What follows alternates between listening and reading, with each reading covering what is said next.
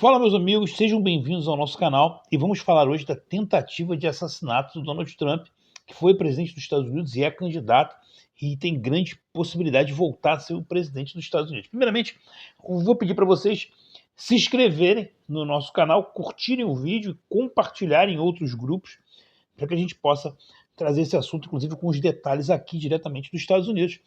Para quem não sabe, me chamo Alexandre Zibenberg, morei a minha vida inteira no Rio de Janeiro, no Brasil, está aqui a nossa linda bandeira brasileira, e hoje em dia moro há menos de um ano, né, praticamente 9 meses, eu moro no estado da Flórida, aqui nos Estados Unidos, esse país maravilhoso, que preza pela liberdade, bota essa bandeira aqui atrás com muito orgulho, porque essa bandeira aqui não significa apenas um país, ela significa uma nação em torno de liberdade, liberdade de expressão, defesa da propriedade, defesa do direito à legítima defesa, e é uma coisa incrível. E hoje em dia o Brasil passa por uma fase que precisa aprender muito com os Estados Unidos. E o Donald Trump ele representa muito dentro dessa nação aqui.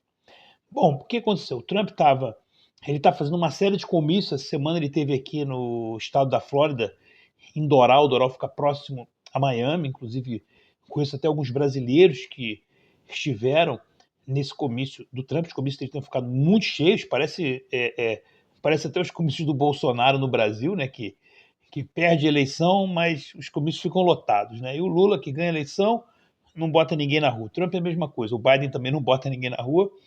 O Biden teve mais de 80 milhões de votos, olha que absurdo, né? O Lula 60 milhões, o Biden mais de 80 milhões de votos, e os caras não conseguem botar 20 mil pessoas num comício.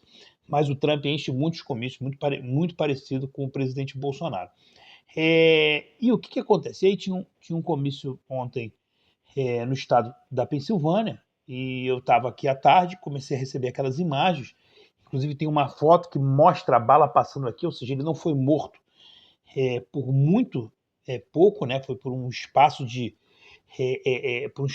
tempo mínimo ali, que se ele mexesse a cabeça um pouco mais, a bala teria pego nele, e acabou que ele até teve um sangramento, e o serviço secreto entrou em ação. Aí vocês vão falar, mas por que o serviço secreto se ele não é presidente dos Estados Unidos? Os Estados Unidos é diferente. Todos aqueles que já foram presidente, eles são protegidos pelo serviço secreto. Por exemplo, o Obama foi presidente dos Estados Unidos, não é mais, e nem candidato porque não pode ser, porque nos Estados Unidos você só pode ser presidente 2 vezes. O Obama já foi. Então, o Obama tem o serviço secreto protegendo ele. O Trump também tem o serviço secreto protegendo ele. O Biden é o presidente, também tem o serviço secreto. Mas se o Biden deixar de ser presidente no próximo ano, o serviço secreto vai continuar fazendo a sua segurança. Tá? Então, isso é um cargo de Estado, isso nos Estados Unidos. E eles são todos os presidentes, todo presidente em exercício e os ex que também estão em vida são protegidos pelo serviço secreto. Por isso, o Donald Trump tem todo esse aparato de segurança. E a gente vem acompanhando o crescimento do Donald Trump nas pesquisas. As pesquisas têm dado mais para o Trump do que o Biden. Lembrando, né, se você for acompanhar a nível de pesquisa, o Biden, quando ele foi presidente, ele ganhou da Hillary Clinton. E a Hillary Clinton, ela teve mais votos que o Trump, ela teve 2% a mais do que o Trump. Mas existe uma questão aqui de colégios eleitorais, que é assim que é definida a eleição americana, que na verdade os republicanos, que é a direita americana, ela é um pouco favorecida nisso. Então você precisa ter uma diferença considerável, entre 4 e 5 pontos, para o democrata, que é a esquerda americana, ganhar a eleição. Se eu não me engano, o Biden ganhou do Trump, naquela eleição que foi super esquisita, ganhou do Trump por 6 pontos de diferença. Então, até 4%, dizem que até 4%, um cálculo deles aqui bem complexo, até 4% um republicano senta na cadeira mesmo se tiver 4 pontos a menos do que o democrata. Enfim, o Trump vem na pesquisa à frente do Biden, vem crescendo, e a gente vê o que acontece já na história, né? Presidentes americanos que sofreram atentados e até foram mortos. É uma coisa que acontece nos Estados Unidos, embora seja um país maravilhoso, tem esse radicalismo, e a gente vê esse radicalismo hoje em dia no mundo partindo muitas vezes da esquerda, né? É uma coisa. Eu até estava falando isso num vídeo ontem, né? Hoje em dia, um cara que é de direita, um conservador, ele quer ganhar da esquerda num debate, né? Ganhar através de argumentos, ele quer vencer eleitoralmente, ele quer fazer prevalecer as suas ideias, ok. Porém, ele não tem noção da maldade do adversário. O comunista raiz, ele não tem problema em matar a pessoa, seja no modelo individual, que é o que tentaram fazer com Donald Trump ontem, seja na forma coletiva, né? Ou seja através de aborto, enfim, ou seja através da destruição da família liberando drogas. Eles estão sempre tentando destruir a sociedade, destruir a base da sociedade. Então, que a gente possa entender um pouco toda essa geopolítica, né? Existe nos Estados Unidos uma esquerda fortíssima, um estamento burocrático, né, muito forte, que são ligados às grandes corporações, que é o que a gente chama de globalistas, que o professor Olavo de Carvalho chamava de metacapitalistas. Tá? Então, esses homens eles são a associação de grandes grupos financeiros com o Estado para empobrecer, retirar direitos da população, da maioria da população, sobretudo da classe média, né? Você enfraquecer essa população e você cada vez mais exercer o seu poder, né? Então, a gente viu na eleição do Donald Trump que ele perdeu para o Biden, que ele era o presidente dos Estados Unidos, considerado o homem mais poderoso do mundo, e na época ele se comunicava com a população através do Twitter, e na época o Twitter dele foi tirado do ar, o Twitter ainda não era do Elon Musk, então tiraram o Twitter dele do ar, e como aconteceu no Brasil também, quando tiraram o Instagram do Nicolas no segundo turno, que o Nicolas estava apoiando o Bolsonaro, que tinha 10 milhões de seguidores, tiraram do Luciano Huck, que tinha 5 milhões de seguidores.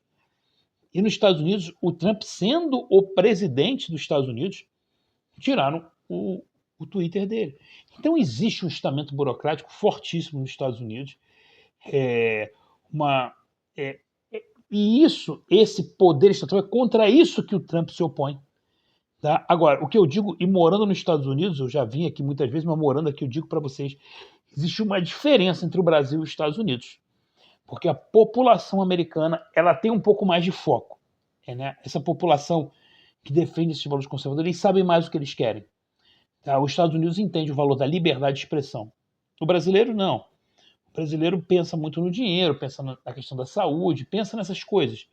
O americano não. O americano, ele, tanto que é a primeira emenda da liberdade de expressão. Então, e a Constituição aqui é a mesma, né? Uma nação lá fundada em 1776 e vem em cima dos mesmos valores. O Brasil é um país que não, que os valores foram se perdendo, vão se confundindo. Porém, a população brasileira identifica, né?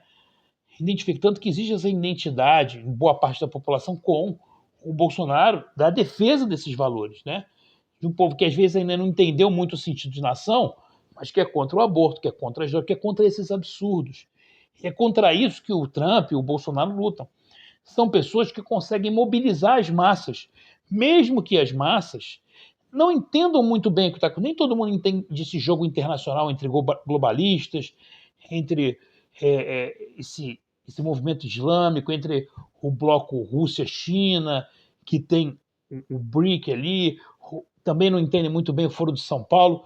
A população ainda não entende isso direito, mas ela identifica. Ela sabe que tem alguma coisa de errado e que estão mexendo no que ela tem de mais precioso, que são os valores conservadores, que é a família tradicional, né, que é a ingenuidade das crianças, que é a né, que eles defendem bandidos. Então, tudo isso a população identifica e fala: opa, não quero. Eu prefiro o Bolsonaro.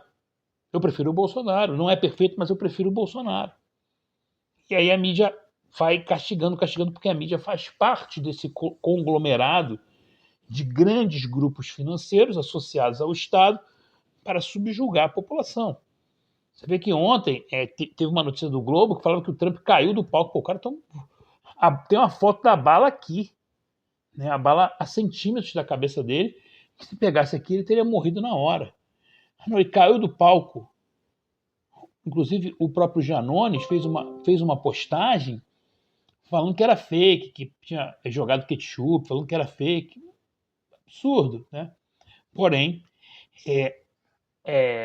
este movimento, isso que aconteceu, essa tentativa de assassinato ao Donald Trump, que já passa bem, tá? Inclusive falou que essa semana agora terá outro comício, já vai voltar a trabalhar na sua pré-campanha. Porém, o que acontece? isso fortalece, isso que acontece é igual a facada do Bolsonaro, né? A pessoa politicamente sai fortalecida disso. Porque aquelas pessoas que ainda estavam indecisas falam, não, peraí, estava tentando debater ideias, estão tentando matar o cara, então esse cara aí, eu vou ficar do lado dele. Então existe muito isso, e eu acredito que o Bolsonaro vai ficar, o Donald Trump, desculpa, vai ficar mais forte ainda, e a sua volta à presidência dos Estados Unidos é quase que inevitável agora. E com o apoio de grande parte da população americana, que é uma população próspera, eu acredito que ele vai caminhar para essa vitória. Isso é um embalo, tá, internacional que pode beneficiar a direita no Brasil nas eleições municipais.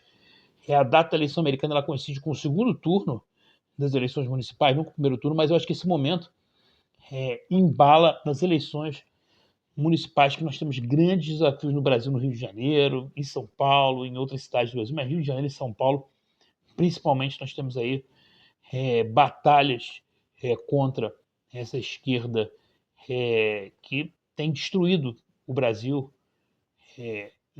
em vários setores, tem mergulhado o país num caos completo e, de repente, essa esperança, esse suspiro vem de fora. Tá bom, pessoal? Então, curtam o nosso canal, se inscrevam no canal, compartilhem o vídeo. Que Deus abençoe a América, que Deus abençoe o Brasil. Valeu, galera.